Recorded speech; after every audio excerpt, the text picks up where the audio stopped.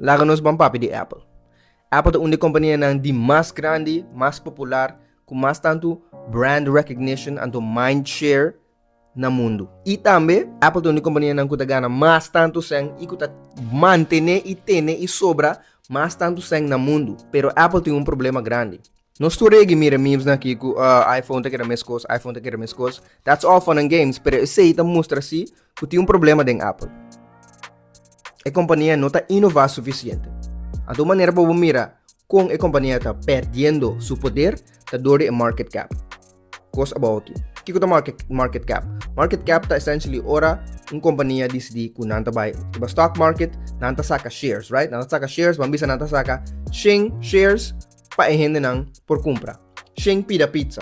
Não saca 100 pida pizza, o preço de pizza, e shares não, esse é market cap. Mais fácil. Apple não tem que estar número 1, para o que não está número 3. Esse que mengo investors não estão losing confidence em a companhia A, então PC não está base está slowly divest and invest riba companhia não que se tem level of innovation. Microsoft com OpenAI, Nvidia and com su GPUs não kuta Power AI. Quem tá Apple su CEO aqui? Guy que chama Tim Cook, one of the greatest CEOs of all time. Tim Cook tá a right-hand man de Steve Jobs, então Tim Cook tá operations guy. Tim Cook não tá product guy. Tim Cook não tá visionary para o produto of design que tipo né. Tim Cook is a operations guy. Tim Cook tá número 1, responsible para a growth aqui crazy de Apple su services and Apple su revenue overall. E margins. Dus quanto sem Apple tá sobra. Quanto não po squeeze out of ng supply chain pa não po sobra mas tanto sem mes of saca the most out of look at thing going on kaba anto hisa ng margins. Right? Tim Cook, e guy ko soro pa Apple services na grow assim na tanto ko não po cobra ami ko abo 30% de nos revenue sinos que app riba app store. Yes, they do that.